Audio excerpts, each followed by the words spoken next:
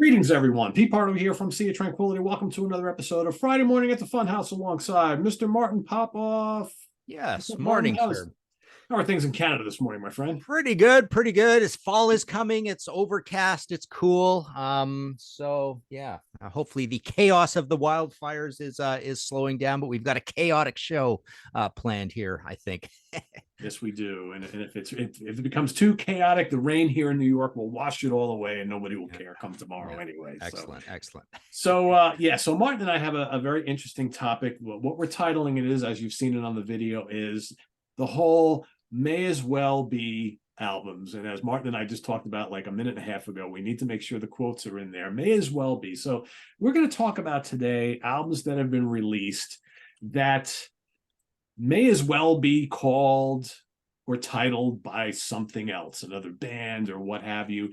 So we've got like four categories, and maybe even as we get to the end, might even turn it to be five categories of albums were released maybe by a member of the band as a solo album, but it just may as well be an album by his or her regular band, or in the instance of offshoot bands that basically just sound like the original band, or bands that legally have all sorts of shit going on where you've got, this guy's version of the band and this guy's version of the band and so on and so forth. There's going to be lots of discussion here today about all these sort of scenarios that when you get right down to it, they may as well be just albums by the original band that all this stuff came from. So, Martin, I don't know if you want to add a little bit more insight before we get going in the first category. Yeah, I think there's going to be some overlapping here going on. I've got my piles of stuff ready to go, but at one point it's like, does this go in my category? Or does this go in Pete's category? I wasn't so sure. But the first category here, and yeah, as we're calling it, may as well be in double quote marks, because if you go may as well be albums, it's like, are they talking about EPs?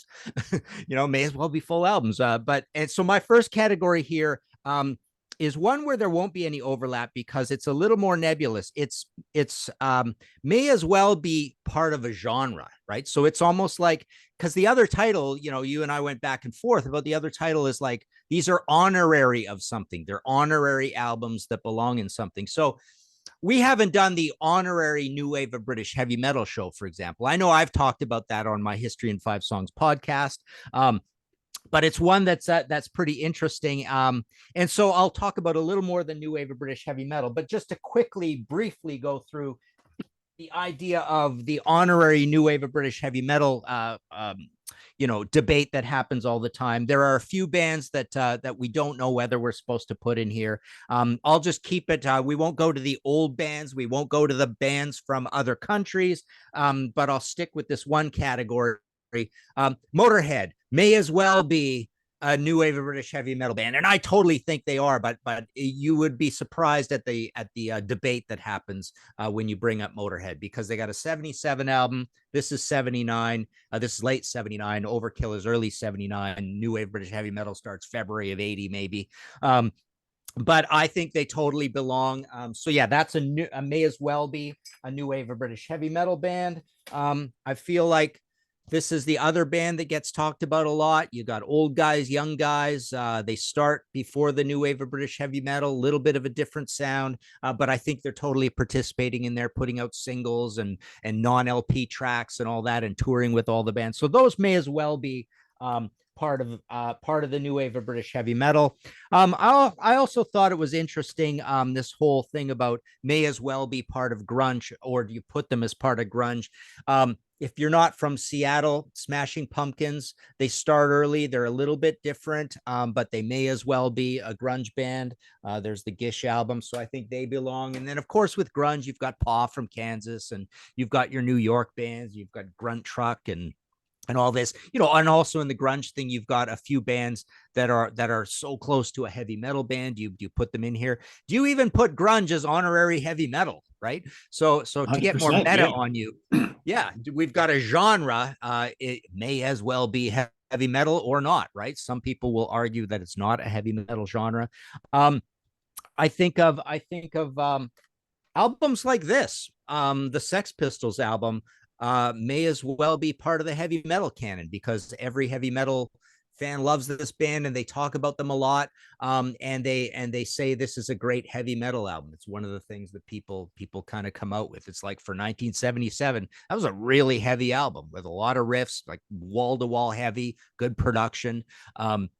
So, you know, other than the vocals and the lyrics, you know, this is quite a heavy metal thing. And another funny one is the idea of Sepultura roots, right? This is like, you know, the beginning of the Ross Robinson sort of sound, the production. It's a little bit more atmospheric, may as well be, or an honorary new metal album. One that sort of starts the whole thing. We know that Korn, I've always said this about Korn. I mean, people put down Korn, but I remember when those first couple albums came out, we always, you know, we definitely noticed that this is kind of a new kind of music these guys are making. So they really should get credit for that, right? But along with Sepultura, we've got the, you know, the Machine Head situation around this time, where they were accused of being a little new metal. You know, there's their sort of new metal look, you know, with the short, you know, the piercings and the short beards and stuff like that, and cutting the hair. And then, of course, you've got the likes of Saint Anger you might want to throw in here. Entomb, same difference. Anthrax, was it Volume 8? The Threat is Real.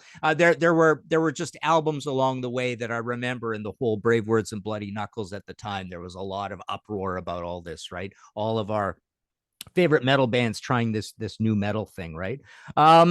Let's see. Heart and Cheap Trick. I feel like Heart and Cheap Trick during the, well, so this is the funny thing. So Heart during the 70s are almost like an honorary, or may as well be put into the heavy metal category, because a lot of people kind of did that. They kind of included them in that whole thing. And then when you get to the 80s, Heart and Cheap Trick may as well be, or they're honorary hair metal bands.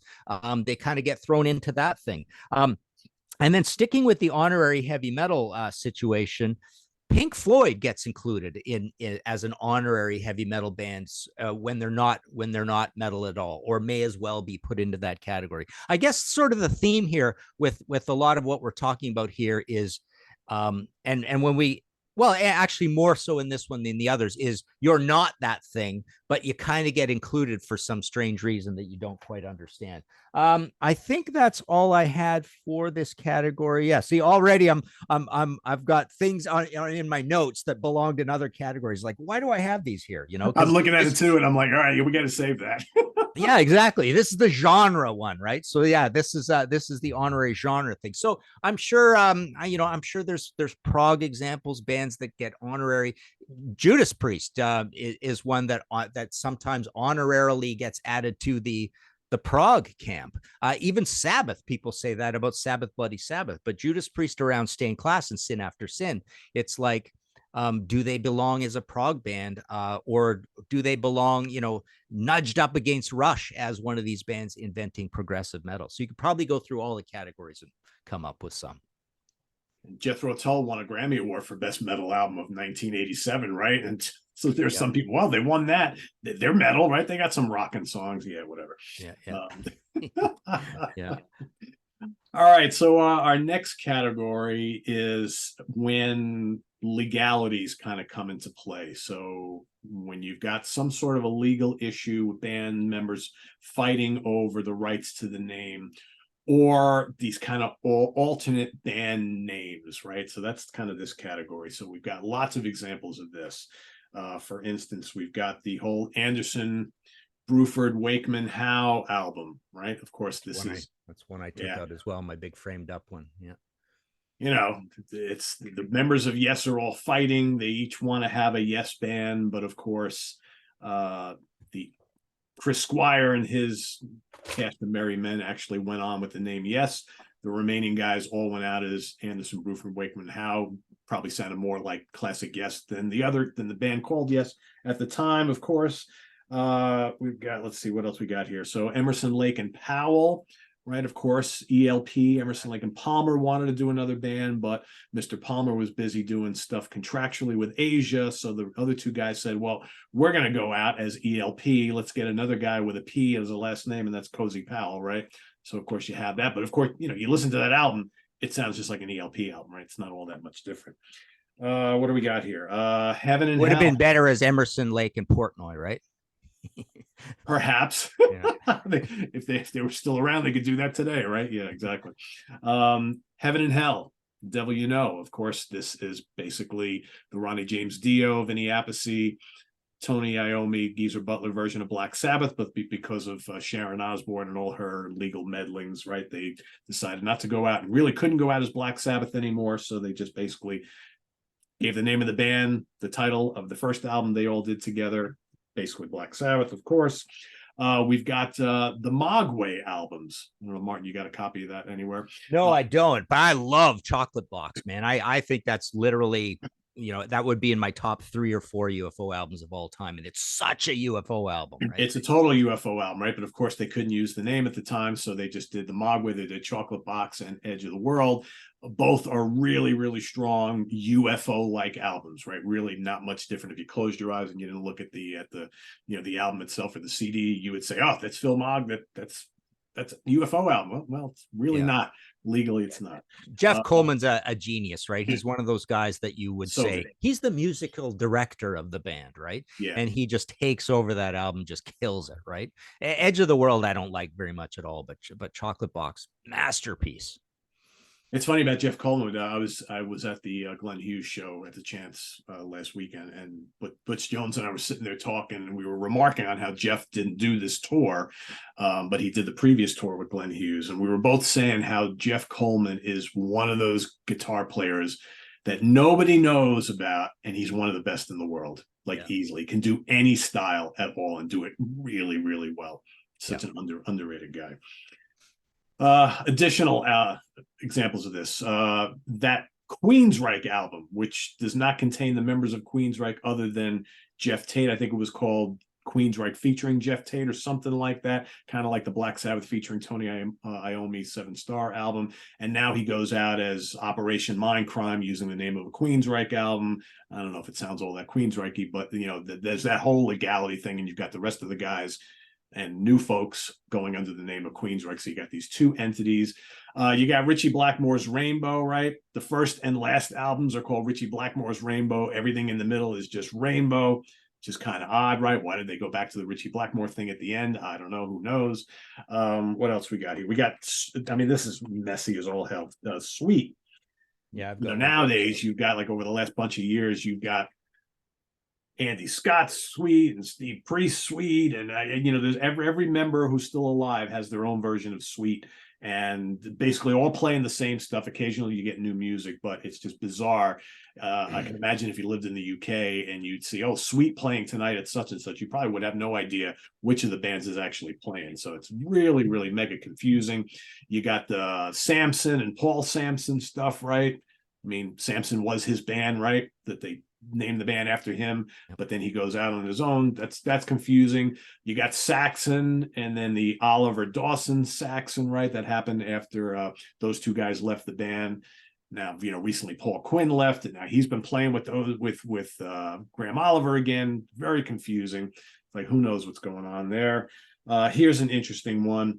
So this is Kossoff, Kirk, Tetsu, and Rabbit. Basically, the guys from Free, drawing a blank there, who went off to, I guess they wanted to do another Free album, but Free were kind of like in limbo. So they basically went to do an album without Paul Rogers. They couldn't call it Free, but it sounds just like a Free album, right? So there's that.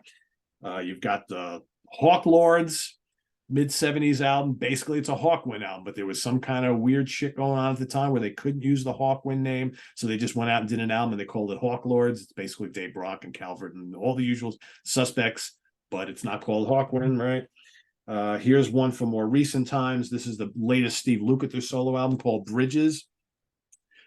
There's all sorts of fighting going on with the legal rights of who can use the Toto name. So he went out and used Toto on the tour, but now apparently he can no longer use the Toto name to do a studio album. So now it's just called Lukather or Steve Lukather, but everybody who plays on it is all from Toto, right? So it's basically a Toto album, right? Ridiculous. What else we got here? Am I missing anything here? Hold on. Let's see.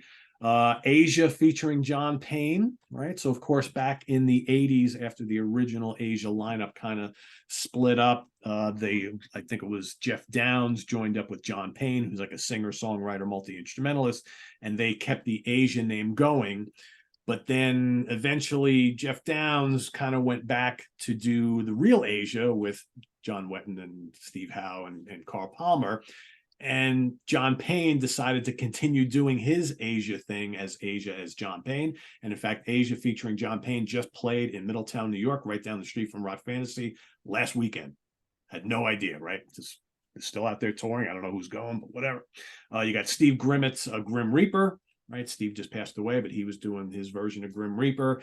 Gong is another one for all the prog fans. You got David Allen's Gong, Pierre Moerlin's Gong, Mother Gong, Planet Gong, Earth Gong, Mars Gong, Martin Popoff's Gong, Pete Pardo's Gong, you name it, there's a gong for it, right? So there's that. And with that wraps up that category. Nice. Probably nice. way more. There's probably way more. Yeah, I'm not going to add any of that because my category is actually kind of similar, but subtly different. This is more like the wider orbit of a band in that it might be a completely band name. It's not particularly a skullduggery or a legal name situation. It's just more like when you talk about this band's catalog, and if you're in an inclusive mood and you want to include more things into it, it feels like some of these are natural. We debated when we were setting up this show about let me just grab my stack of stuff here. We debated the idea of Black Sabbath.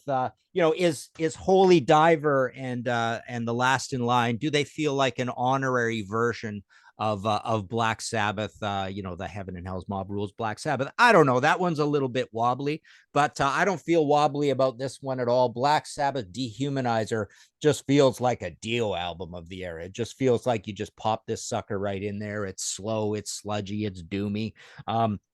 So this feels way more like a Dio album than a Sabbath album. You got your Strange Highways and your Lock Up the Wolves and your Magic and that.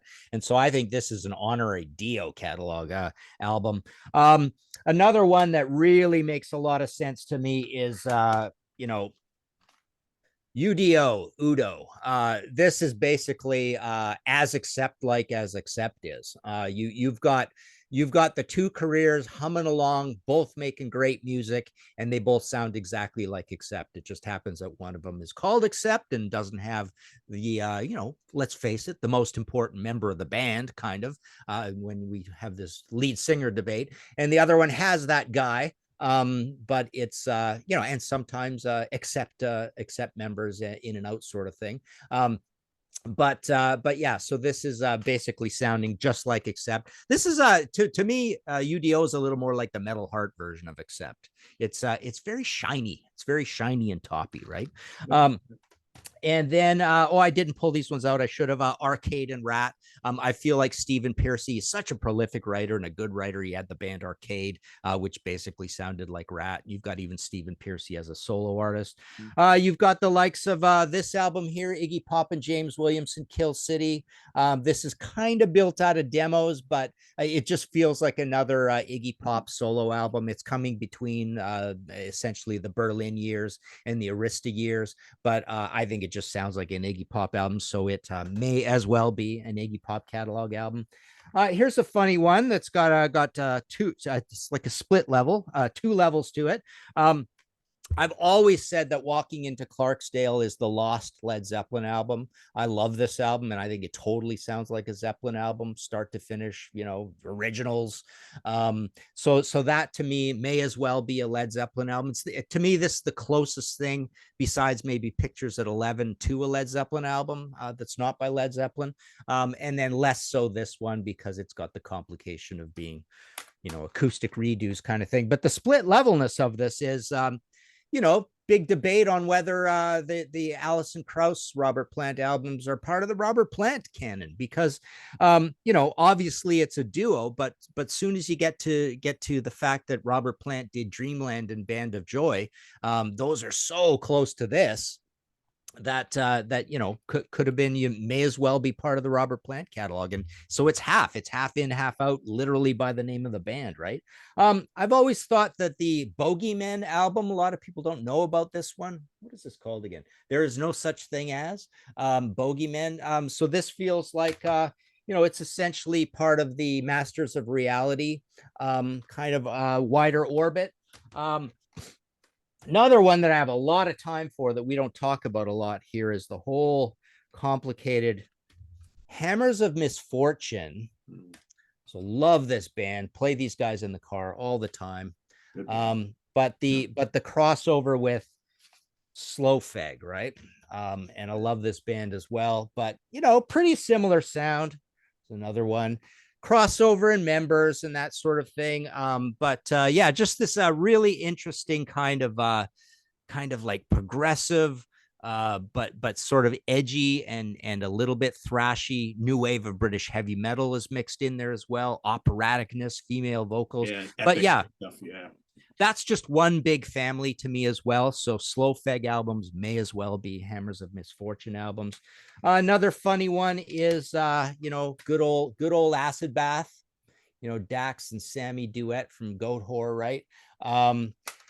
The Agents of Oblivion album may as well be an Acid Bath album. I love this album. I like this better than any Acid Bath album.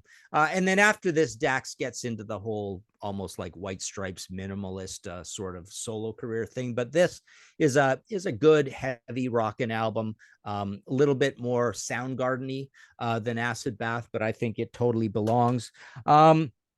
I feel like another one of my favorite artists of all time, Graham Parker. You know, you've got Graham Parker in the rumor, but when you get to especially this one, another gray area, and even things like the Real Macaw, it's a little bit like the Elvis Costello situation, right? I mean, they don't have rumor on it anymore, but who cares? It's still Graham, the awesomeness of Graham. They sound basically like the same kind of thing, maybe a little more studio polish, a little less like a pub rock or new wave band or whatever. So you got all those Elvis Costello albums, and no matter what he sticks on the end as you know, imposters or whatever. No matter what you put on it, it's basically part of the Elvis Costello orbit, right? Yeah. And then another kind of obscure one. This is one of my favorite albums of all time, an absolute masterpiece, The Chameleons UK Strange Times. Everybody says the earlier album, the two before it, are the masterpieces of this catalog. I don't get it. This is the one I've played well over 500 times, and the other one's probably under 50 times each. Love this album to death. But then they had a breakup situation, and then they you know, this is kind of the offshoot album. It's called it's just called The Sun and the Moon. So this is your Chameleons offshoot band. But Strange Times is the classic there. Let's see, to forget anything, the whole King Crimson offshoot situation, Them Crooked Vultures, there you go. Yeah.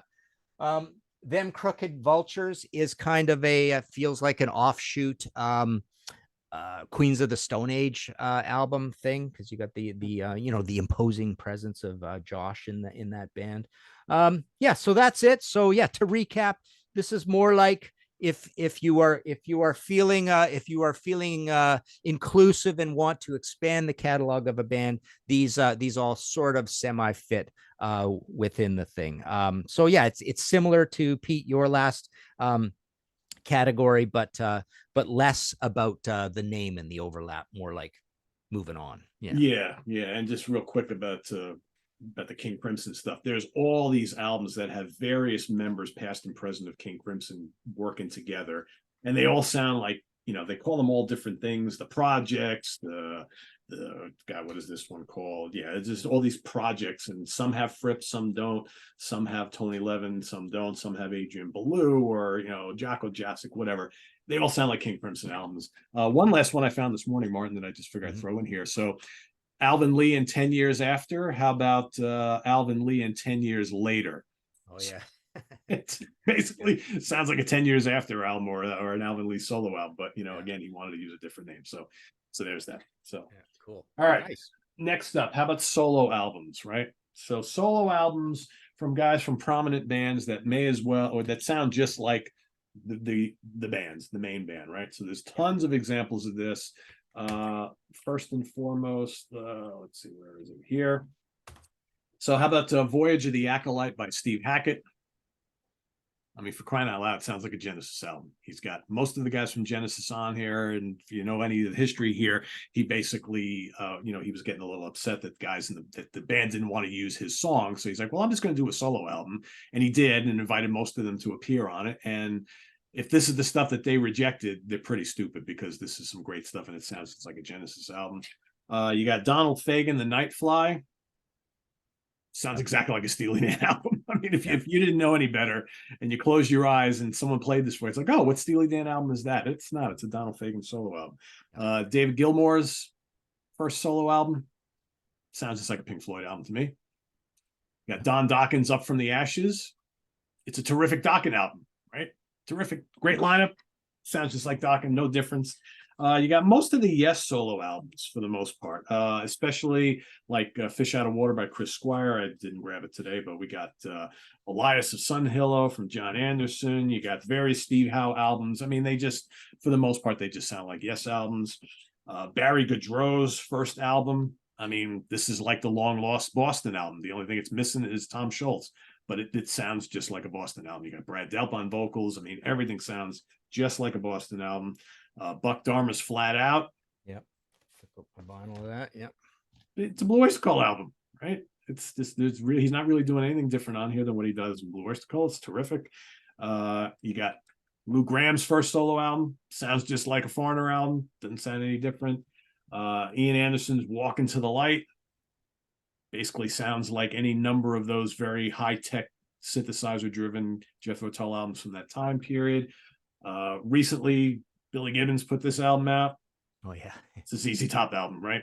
Yeah. I mean, no different. How about these two Kiss solo albums? Yeah. These will make great Kiss albums. And out of the four of them, these are the two that sound just like something the band would put out. You got, hold on, I got them sitting over here. Some of this stuff, because I'm doing a ranking, I got them. So, Empty Glass and some of these albums don't sound all that much different than some of the Who albums at the time after, Keith Moon passed away, right? Those first couple of Who albums with Kenny Jones, not all that much different. Rick Derringer's Guitars and Women basically just sounds like a Derringer album, right? Good rocking stuff there. Yeah, absolutely. What else? Fee Waybill, Read My Lips. Yep. Honorary Tubes album. The guy is such a major force in the Tubes that you can't do a solo album and not have it sound just like the main band. Victor and Geddy Lee's solo album, very much sound like what you'd hear from Rush. What else am I forgetting here? Brian May's Back to the Light. Yep. I mean, it's a very Queen-like sounding album, except, with Brian on vocals the whole way through. But then again, Freddie Mercury's solo stuff doesn't really sound like Queen other than the voice, and Roger Taylor's stuff doesn't really sound very Queen-like. So that was a really good way for them to go and do some stuff completely different to what they do in Queen. And Lindsey Buckingham albums, yeah, somewhat very similar to what he was doing in Fleetwood Mac. So do we have any more? What else? A couple others. Jerry Garcia Band, Cats Under the Stars. Yep. All right. Again, sounds very similar to a lot of stuff that he did in the Grateful Dead. Here's a great one. Jeff Martin's Exile in the Kingdom. I mean, again, it's the Tea Party. There's really no difference there whatsoever. Great stuff. And one that someone brought up to me recently, Rod Stewart's Never a Dull Moment and maybe Gasoline Alley and a couple of those other early solo albums basically sound like Faces albums, and he's got pretty much the whole band on all those albums. So there's not all that much different in these solo albums and the actual band albums. Yeah, cool. Yeah. I just wanted to mention a few things. So yeah, to me, this sounds like a version of the corporate version of the Tubes. Totally agree on Tea Party. To my mind, this sounds pretty close to If I Weren't So Romantic, I'd Shoot You. Amazing album. I highly recommend this. It's got the two heaviest songs on here that are written by Rick Nielsen. The Pete situation, I feel this one more than than this one, because I'd this was agree. just Yep. too polished, right? Yep. But yeah, Empty Glass just sounds like a great Tubes album. And Bucks, I mean, obviously this is poppy. It's not particularly heavy, but yeah, it does all the things that Buck would do. Of the Joe Perry project, there's only three, and I think this one is the closest to an honorary May As Well Be an Aerosmith album. But it brings up a point, that kind of underlies the narrative of all this.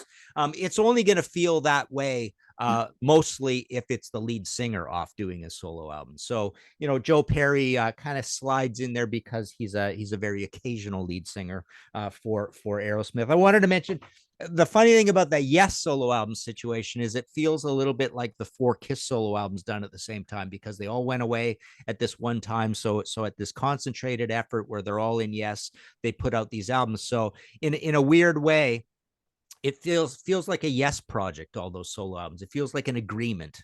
And that's why those feel a little bit like that. Back to the Light is funny because it's basically heavy rocking and stuff. It sounds like the more traditional stuff from Queen at the time, and we weren't getting very much. Then there's our old buddy Chris Caffrey, right? Yeah. I feel like these are honorary May As Well Be Savatage albums when there is 100%. That's a great right? call. Yep. Yep. And then Dr. Butcher, same thing, right? John Oliver's Pain. So you've got, it's like we're all complaining there's no Savatage. Well, there is a bunch of Savatage. Yeah, and even the Circle to Circle albums are very Savagey. So yeah, exactly. we've really been getting a lot of Sabotage albums, just not labeled as Sabotage exactly, for the past 20 years. And right? then another one is the whole the replacement situation. There hasn't been the replacements, but Paul Westerberg's just firing away, putting out especially 14 songs. I mean, these are basically replacement albums. He's the voice of the Replacements. He's the singer of the Replacements. So all of this stuff is basically in that category as well. Yeah, I think that's all I had.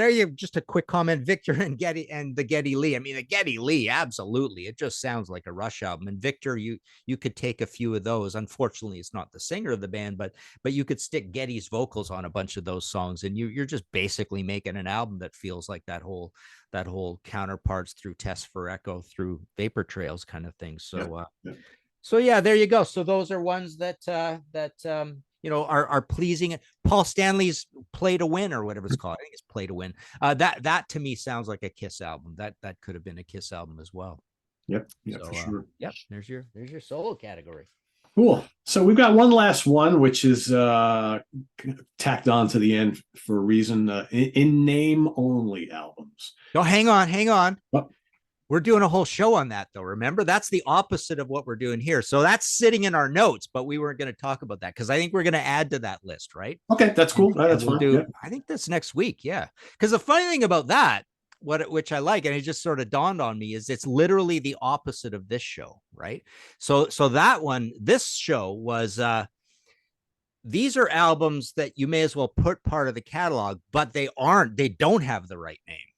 So next week's category is these actually have the name on the tin, but they don't sound like part of the completely different. Yeah. So hold off on that one. I just started reading, Martin. You know me. I know. We left it in the notes because I didn't open another document to start another document about it and saying, okay, let's start building this list too. So yeah. But cool. So that's what we got coming up next week. So basically the complete opposite of this, kind of related, but not, and there's lots of examples on this particular category as well. So we'll be tackling that next week. So Martin, updates, what's going on? By the way, I watched that very interesting Black Sabbath Contrarian show you guys did. Oh yeah. Bluesy stuff. That was entertaining. Yeah, that was good. That was educational. I mean, I learned a lot of stuff as well. My view wasn't changed. I was the guy arguing there's no blues or very little blues in Black Sabbath, right? But those guys made a lot of great points as well. So that was cool. So yeah, we got stuff going up with Contrarians all the time. We had a wacky album cover show that we did live on Wednesday the other night where you build a story from 3 album covers and make a little narrative of it. It's pretty crazy. But yeah, the audio podcast, History in 5 Songs. The last one was this album's Police or this band's Police album. So I went through the 5 Police albums, 5 categories, and said, what is this band's Outlandos d'Amour? What is this band's Zenyatta Mondata, Ghost in the Machine, Synchronicity, Regatta de Blanc, right? And then, yeah, on the book front, martinpopoff.com for the books. But the big one that's selling really well, and I ran out, but I get more today, actually, looks like, is the Blue Oyster Cult panel book, Dominance and Submission, the Blue Oyster Cult Canon, and that's doing well. So martinpopoff.com for that. Cool. Cool. What's going on there? Let's see, what do we got here? So it's Friday. So in just a couple hours, Martin will be replaced here in the Zoom by Mr. Ken Golden. So he's coming in to talk about new releases coming out in the world today here on Friday. What's today's date, Martin? 25th. So Ken's got a whole bunch of prog and metal things to talk about today. And then tomorrow, we will have the UK connection. So Simon, Stephen, and I will be ranking the songs on a classic album. That classic album is Earthshaker by Y&T. Really fun show. So hopefully you guys check that out. We've also got, and I'm going to announce it here on this show. So Scott from the Prog Corner is going to be joining me on an episode about the prog albums that changed our lives. That's going to be debuting Scott's first time on Sea of Tranquility. So that will be debuting Saturday night, tomorrow night. And then on Sunday, Louis Nasser and I will be ranking the solo albums of Mr. Pete Townsend. So that's the reason why I have these Pete Townsend albums here ready. I will make a comment because I was going to do it before. I think that the Rough Mix album that he did with Ronnie Lane, some people rate it as a Pete Townsend solo album, some as a collaborative album, but like one of the examples you gave was something else. Alison Krauss and Robert Plant, right? Yeah, exactly. So it's very similar. And I think like half that album, which are the songs that are written and sung by Pete, totally sound like Pete Townsend solo material, right? The Ronnie Scott stuff or Ronnie Lane stuff, not so much. That sounds a little bit different, but I consider that a Pete Townsend solo album because there's enough of him on there, to. You got Gillen Glover Accidentally on Purpose, right? Yeah, that's another one. Yeah. I mean, that album doesn't sound anything like Ian's solo stuff, but it's got Roger's stamp all over, right? Yeah. See that, Martin? The show's over and we're still coming up with more examples here, right? So yeah, that's ranking the albums coming up on Sunday with Louis Nasser and myself. Louis is back from his tour of Mexico and he's raring to go talk about the Townsend solo album. So all that more here on the channel. Visit us on the web at www.seatranquility.org. We're on Facebook. We're on YouTube all together all the damn time. Please go support Martin over at martinpopoff.com. And we'll see you back here 1 week from today at the Fun House for in name only albums. I was jumping the gun today. I apologize to everybody. And but better way, it was a great way to kind of segue into what we're doing next week. So until then, for Martin Popoff, I'm Pete Pardo. Enjoy your weekend, everybody. See you real soon here. Bye-bye.